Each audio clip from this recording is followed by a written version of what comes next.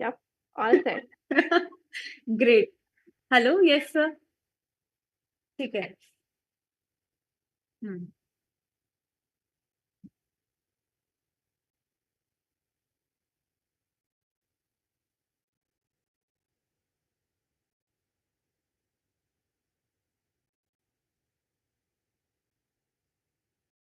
Hello, everyone. A very good evening.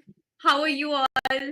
And we are back with our session in this Saturday evening. And today we have very special guest with us, Himani. I welcome you, Himani. Hi, Anshul. Thank you for a warm welcome, and I'm really glad to be here today. Thank you so much. So, before we start with the session, I want to put up some pointers in front of you all because I know you are here for Himani. You want to know her journey, how she started, and her struggle. It was pre decided and everything. So, I will not take much time and I will hand it over to Himani. But before that, I want to add that CAT is a marathon, so you have to keep your pace very slow and constant, because in this journey you'll feel between that, okay, I should give up and I should quit, but the consistency is the key.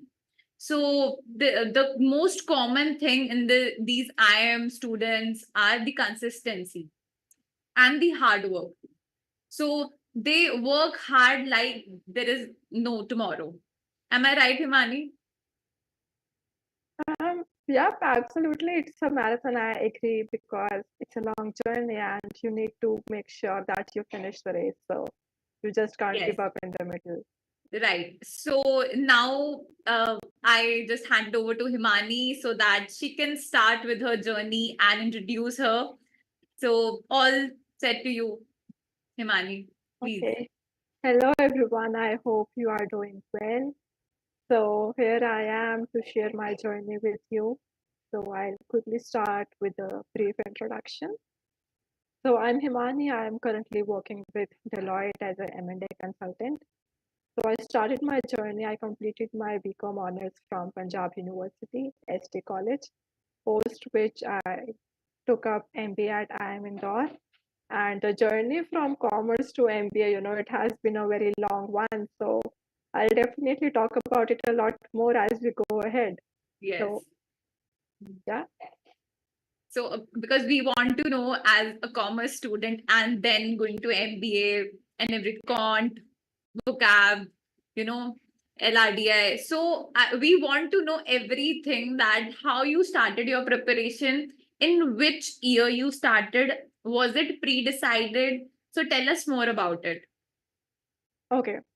So post my class, 10th, I was there to choose a stream. So I was just struggling between should I go for non-medical or should I take up commerce because, maths was something that used to interest me a lot. I have always been good with numbers. So that is something I didn't want to lose up. So after a lot of, to and fro, I finally decided, I'll take up commerce, but okay, I'll take up MBA post that because that is one natural progression I saw from commerce.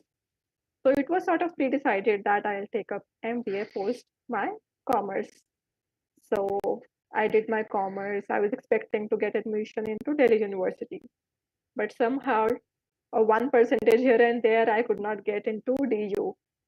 So I ended up here at Panjab University at ST College, but it definitely I enjoyed being there as well. But that is the moment, that was my moment of failure where I decided, okay, I failed at this, but I have to do my MBA, so I can't fail at that again. So I started early on because 2018 was when I joined commerce. So 2019 early itself, I started with my MBA preparation. So I have an ample 1.5 year to prepare for CAT because, you know, that failure had struck. Okay, it's okay. Now I have to overcome because the undergraduation college might not matter as much as an MBA college would do.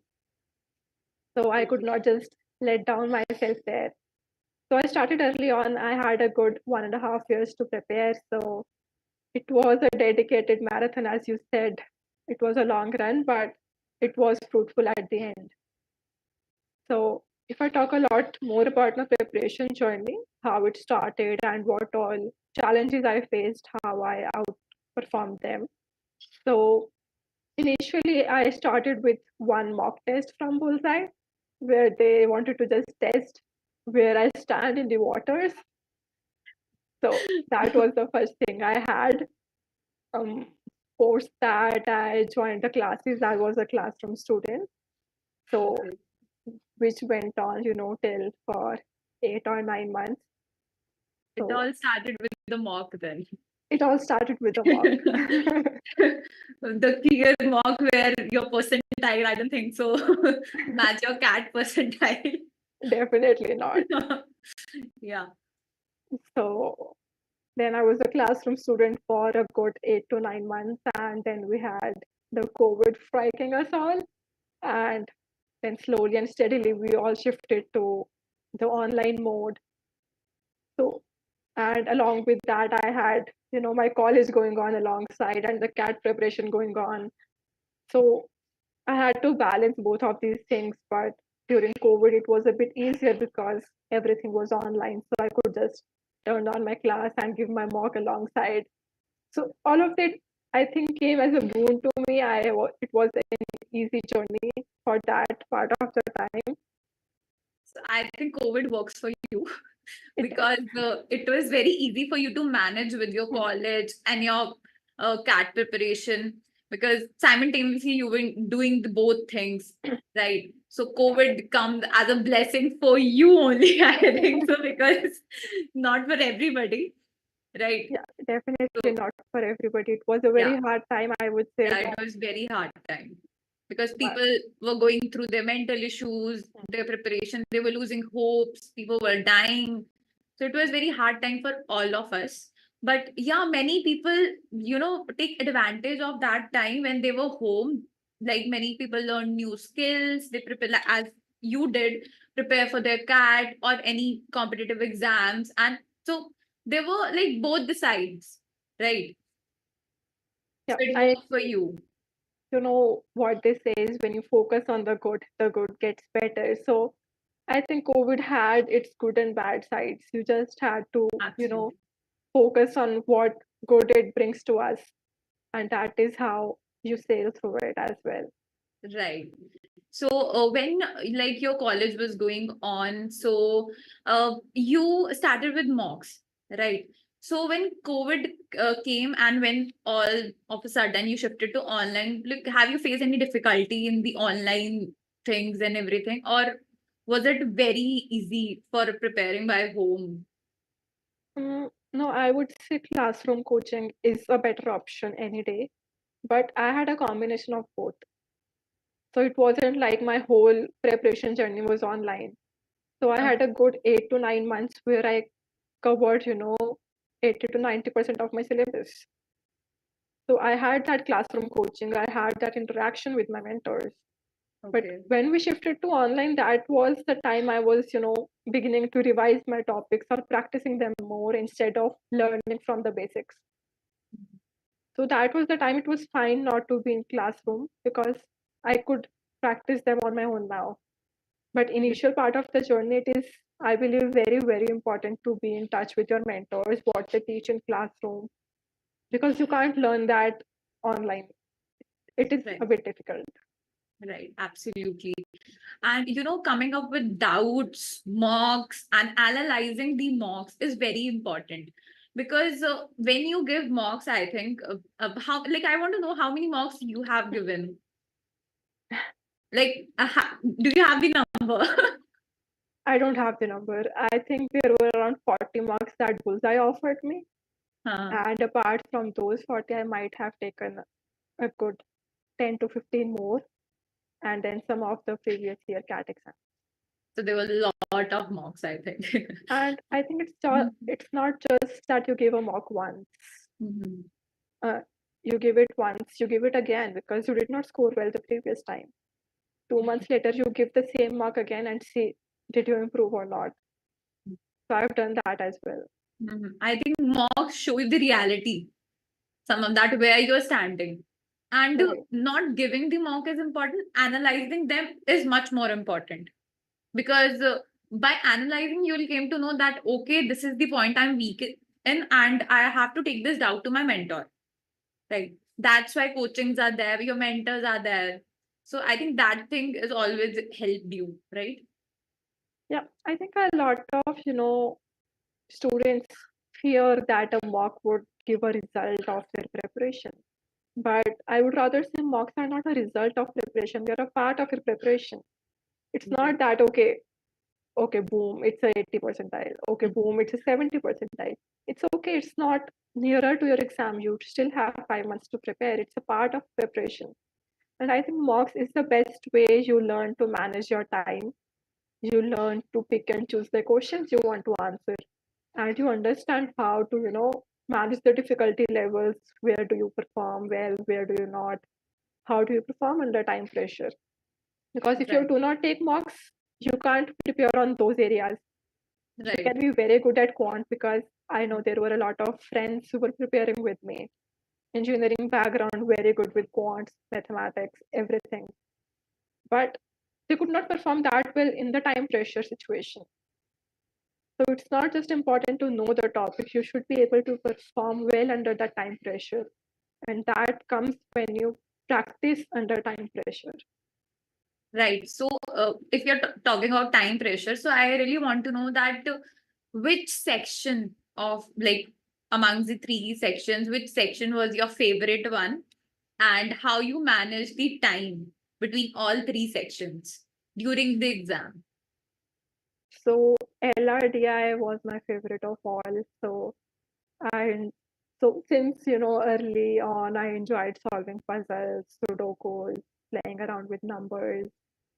So yeah, LRDI was my favorite. I enjoyed working around with all those things.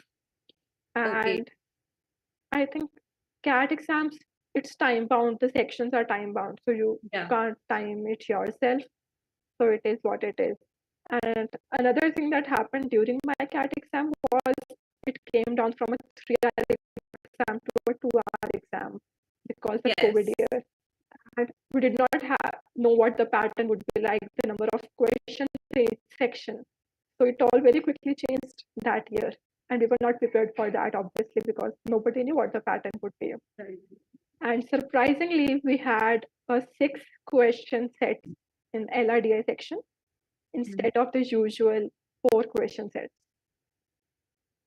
So So, I think you were the lucky one yeah, because it's your favorite section and 6 questions are coming from that section. So you must be very definitely. happy. But the time pressure was still there and more because two Right. hours were only with you. And so how you manage that day is very important. I think the D day and what you do before the exam, how you behave before the exam matters a lot. So I think what I learned from my mentors during that time is to set up your biological clock. So if your exam is into the 9 to 11 slot, so make sure every mock you are giving is into that 9 to 11 slot. So your mind is prepared to work during that time, you know. Right. And apart from that, not just giving mocks from the comfort zone of your home. So I used to go to the center, give an exam, and the next time I used to go to the center, I used to change my seat, a different computer, a different keyboard, a different chair, because you can't do that in a you know real exam situation. Your Right. chair might be rocking once, your keyboard might be making noise, your Mhm. screen might not be perfect. So you need to adapt to all those situations. So I think around 10 to 12 marks I gave from the center, different centers, different sitting arrangements. So that is how I adapted to it. So it does not create a situation in the real exam. Okay. So you prepare yourself for everything, every Right, situation which can be, come up on that day, right. right? So, if I talk about the verbal section, so how was your experience with verbal when you started and everything? So initially the verbal section was going really well Yeah. for the initial 5 to 6 months. And then I believe I started, overthinking on each question because I wasn't confident. Okay, this might be the answer. Okay, no, this might be the answer. So I think that is something that stayed with me till the end, because verbal was where I scored the lowest. But still, it all comes with practice. So I used to pick Mhm.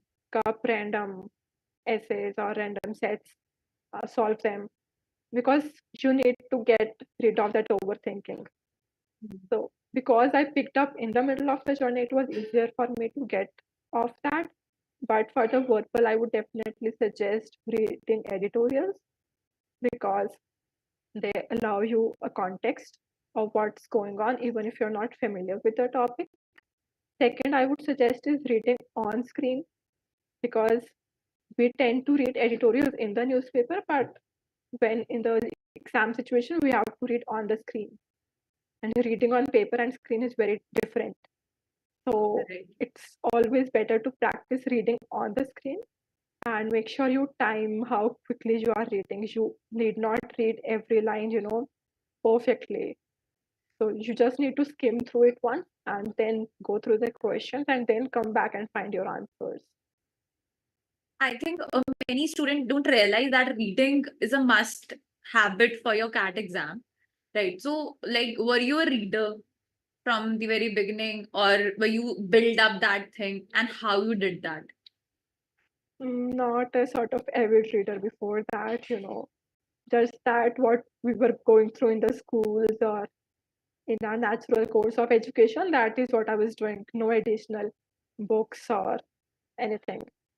Yeah, but I started developing that. So I used to do one, set of verbal every day. So I get into the habit of reading.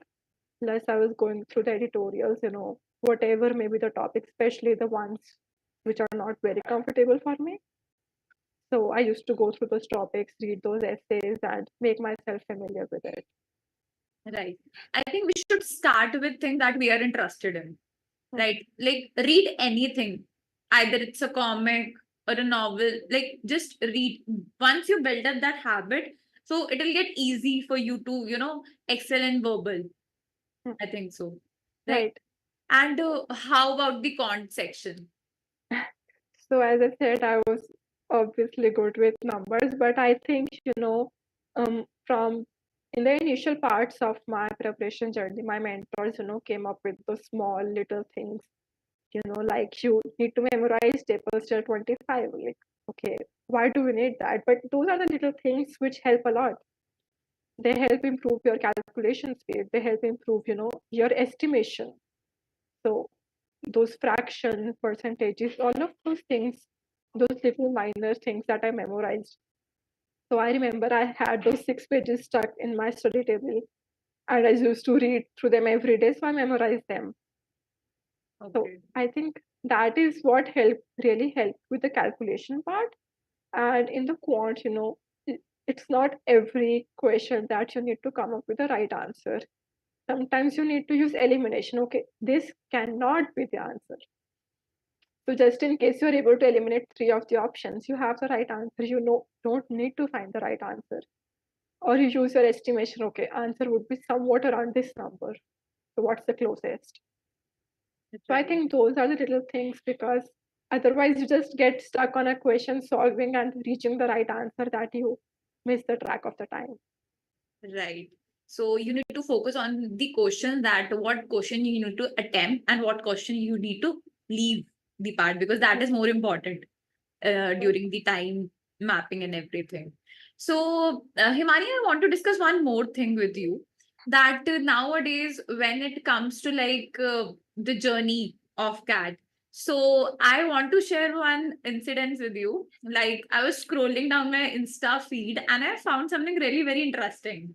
So there is a guy, I don't know the name, but he is preparing for CAT 2024, and he has made that whole thing of we can call it a challenge, the challenge of cat 2024. So he made every episode, like every day he comes up with this video where, and it's very inspiring, that he wakes up at 5 a.m. and then he starts like, and now I'm reading this, now I'm doing this part. So I think now somewhere that thing is also helping the students and inspiring them. So, this is also very important. Somewhere I think I am student also make some videos. So that also help. So do you think that the motivation is very important in this journey? Because when you see such people, you get so much inspired that, in the life hustle, they're preparing. As you said, you were also doing the college and you did. So these videos and everything really helps a lot. Definitely they do, it's a good motivation to see how they are preparing and how you can learn from them. And definitely, so I'm students preparing the videos is kind of inspirational. Okay, that is where I need to be. That is how Right, they did it, and that is how I can do it as well. But I think at the end of the day, it's something that should come from inside you. right. You should be motivated within yourself and not some That, external motivation, because at some point the external motivation is going to fade away, right. and what would drive you is what is motivating you.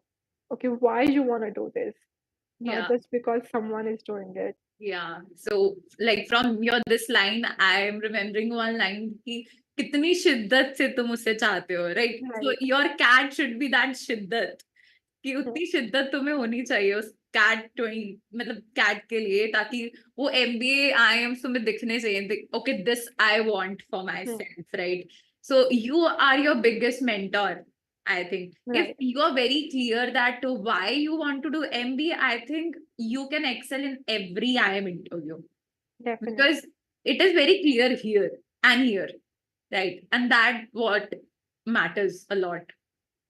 Coming to the interviews part, I was a fresher, a commerce graduate, directly doing MBA. So it came up a lot of times, why not take up work experience before MBA or all of these things. But I was very clear that no, I want to do MBA and then I'll go for work experience. So that cannot come from, any answer that you prepare and you just do a Google search, okay, why MBA before work X. That should Right. come from inside you, okay, why you want to do it. And that is how you are able to represent yourself in an interview and sail through it. I want to ask this that, like, was it a fear inside you that you don't have the work X? So was it there, or you were actually very clear that, okay, I'm gonna say this, and I know that I don't need a work X, or it really matters that a person with a work X sitting with you in an interview, so was he'll be considered more than you, or how does it work for you? Like, were you scared that time that you don't have work X? No, I don't think I was scared because I was very clear that I want to do an MBA. But obviously, WorkX was an option for me because if I fall back, I have an option to go and get some WorkX. So that was kind of my back end support. Okay, that was not something I was scared of. So I was very confident in my interview saying that, okay, I am very clear. This is what I want to do. Great. It's a very good thing, Himani. Also, let's talk more about, interview preparation, because this is the most interesting part. And preparing for mock PI is like how you started your preparation, and the GK part, your academics, obviously, and what was like your worst and your best interview, how it went. Okay. So we want to know the interview part. Okay. So I think the journey from when you give your CAT exam till you complete your interviews, it's still, somewhat around 1 year of journey till you get your calls and everything. So most of us tend to lose our motivation after the CAT exam. Okay, exam is now over. We get into the relaxed mode on your toes at that point of time because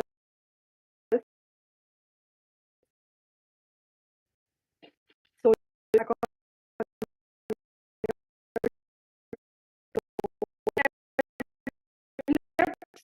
some part of my current affairs when I was going through the editorials, the daily news, and everything during the verbal section preparation. So that is something that helped. Then I had a quick go through notes for the current affairs sections, the quick GK ones. So that really helped to brush up my knowledge on that part. Um, for the PI section, I believe I had answers written to every probable question that can be asked, and I had them go through my mentors, had the round of iteration to see if it is a good idea to bring this up in an interview. And I got a lot of insights from them, because they said if you give them a football field, you are opening the field of questions for them. So it's okay to give them a TT table, but you should be confident on that TT table. Don't give them a football field if you're not confident. So it's okay to limit your scope, but when the questions come in that area of scope, you should be able to answer them. So I think that was one part of it. And then my worst and my best experience.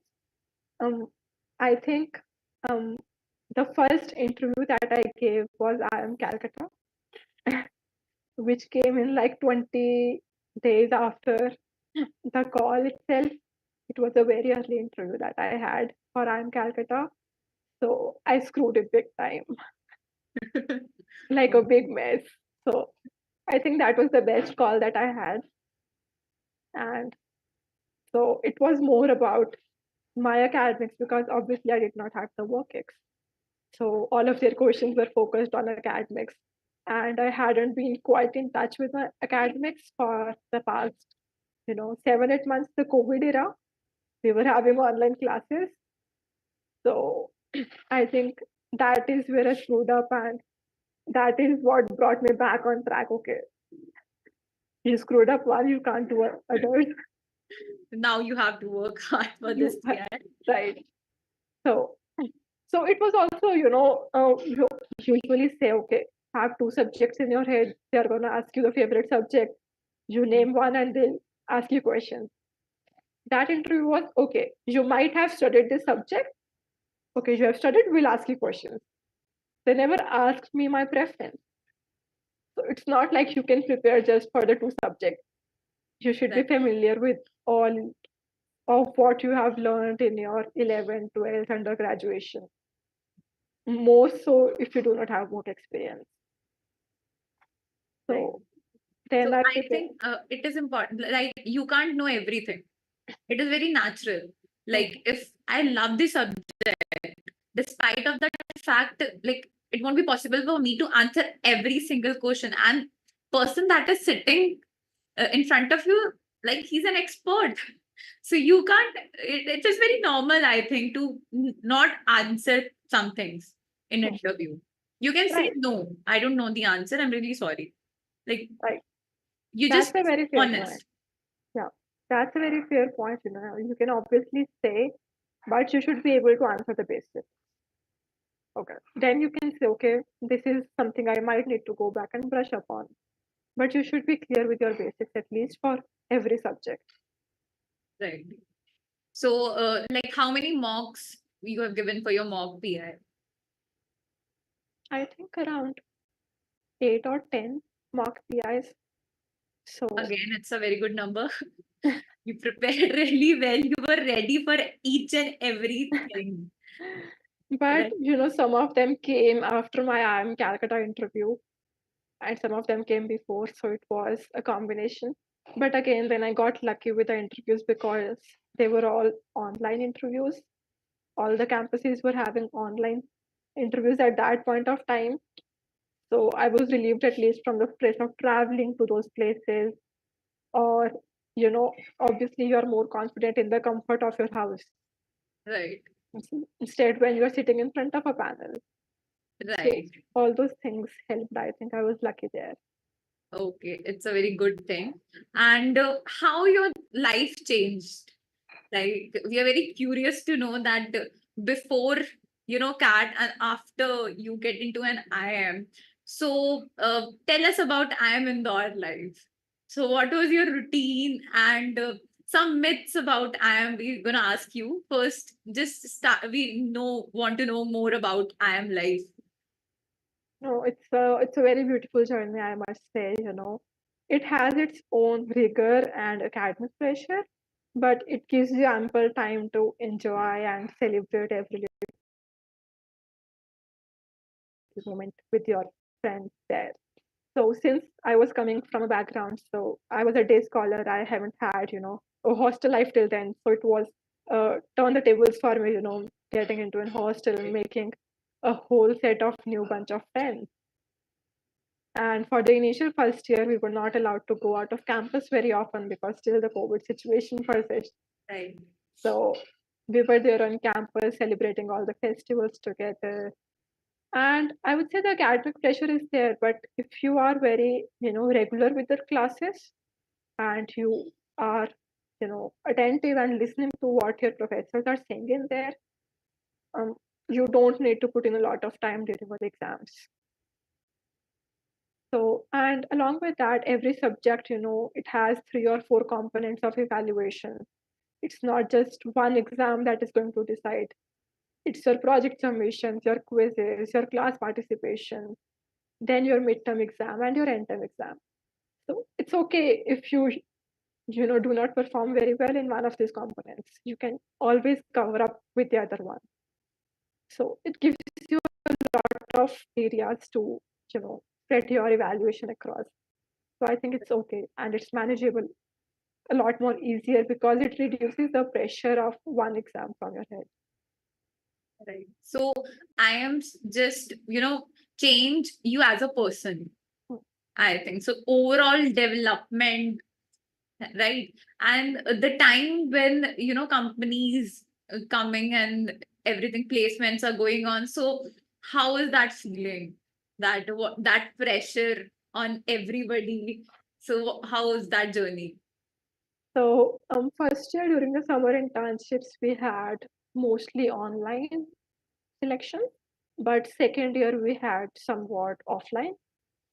So first year, I've seen the quietest of hostel moments for those few span of few weeks.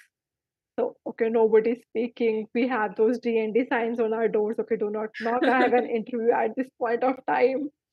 Everybody going around in their shirts and formals, running around, running through the mess in between your interviews, and people waking up at 3:30, 4 a.m.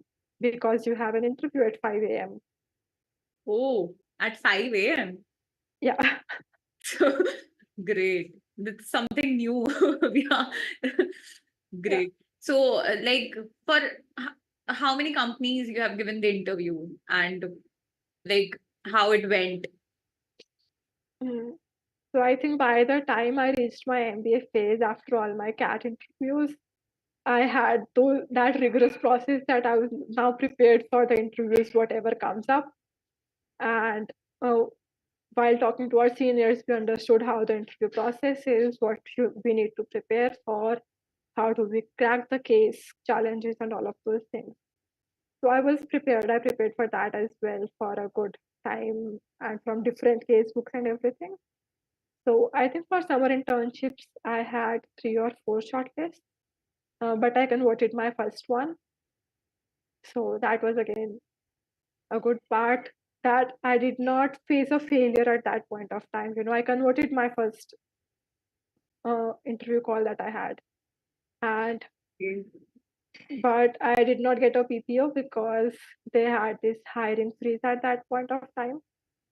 So I had to sit again for the placements during my final year. So that was then again an offline interview that I had.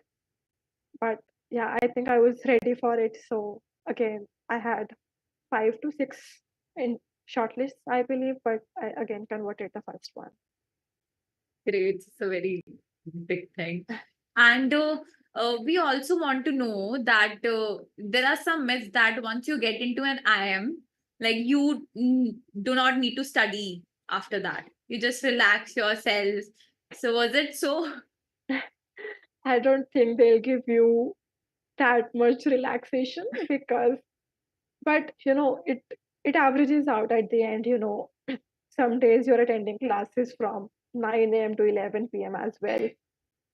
But there are some days you don't have any classes, you're just chilling around, like people say these days, okay, no classes, you are just hanging around the campus. But we had a beautiful campus, I would say. Yeah, So I am Indore. Right. definitely. So even after, a long day attending the classes and all those things, you always had time to go around the campus or go just sit and watch a sunset. And that was pretty relaxing for me. And you had your bunch of friends, you just go and talk to them for a while and it all eases out. And even the preparation for the exams or quizzes, you're not alone in this now. So you are just going to the next person in the hostel, knocking the door and, hey, can you help me with this? So Yeah. One more thing, it's very famous, and we have heard this, that IIM alumni network is very strong. So we want to know from you that how it works. Like if we talk about IIM alumni network, so are you guys that much connected and your seniors and everybody? So how it works? mm, so you are definitely a part of a network, and it's a huge thing because the bigger the legacy of your institute, the broader the network you would have. So during our MBA, we have this internship mentoring program where we are aligned a mentor from our alumnus who help us, understand the journey. So there are sort of buddies we have to help us just go through the internship process or the journey. So that is the first point of contact you have with your alumni. Then you have the alumni specific events where the alumni come, for a 3-day event on campus. So you interact with them. So it's on you, how much you go and socialize with them. If you do not want, it's your own choice. But, I think after even when I got, out of the campus, we are on a portal, specific portal for IIM or alumni. So you have a list of alumni who's working at which company, which position, which location. And along with that, we have our own WhatsApp groups as well. Any situation you can obviously reach out, or just say, hey, I'm here at this location. Anybody would like to catch up? Okay, this is what's going around in my company, what's going around in yours. And even now we have our annual events at each location. So you're free to go and talk to people there. So it's a very great thing that you guys connect and help your juniors also. And that huge network building is very important, I think, somewhere. And not in IIMs, I think everywhere it is very important to that connection building and everything for your progress also. Hmm, right, Right. absolutely. So, Himani, it's 8 months left for CAT 2024. Right. So students who has started their preparation now. So what advice you want to give them? I think 8 months is a good enough time. It's okay. You can prepare everything. And it's very important to start giving mocks, at least every week. Because if you start later, you might not have time to give enough mocks. So keep on giving mocks alongside your preparation and try to cover the basics of at least all the topics that you have, and then deep dive into a more detailed study of those. Because once you have your basics clear, you have covered 50% of what might come up in CAT. And sometimes topics like geometry, which or permutations and combination, which seem very scary, but in the exam you might have a very basic question. So just don't leave those topics, cover the basics at least. And all the best for the journey. I think it's uh, just 8 months left, and it's a good time to start and prepare at a short marathon. Right. So you guys have ample of time. And also, if you want to ask Himani anything, just let us know and comment down in the comment section. You can ask anything. And let's wrap the session, Himani. Right. And it is great having you. And you shared everything about yourself. And, I know students are very inspired from you. Next time, whenever you're coming back to your hometown, just let us know so that, we can sit and we can, explore more and you mentor more of our students like this. Right. So one last advice, Himani, from your side, as I am Indore pass out. So that's it, and after that we'll wrap up. So one last advice you want to Um, give? I think it's a journey you are going to look back at and smile when you are, done with your MBA. So it's a beautiful journey. Just don't burn out yourself. So go at your own speed, do what you like, and at the end, everything is gonna turn out well. Great. Thank you so much, Himani. And it was great having you in this session. We learned a lot of things from you, and it was very inspiring to have you here. Thank you so much. Thank you so much, Anshul and Hit Bullseye, for having me, and looking forward to interact with everybody again. Surely. So, thank you all of you for watching us, and just share the video so that everyone can watch it and get inspired by this cat journey. And we'll come back with another such session. If you have any doubt, you can just let us know in the comment section below. So, good evening and happy holiday.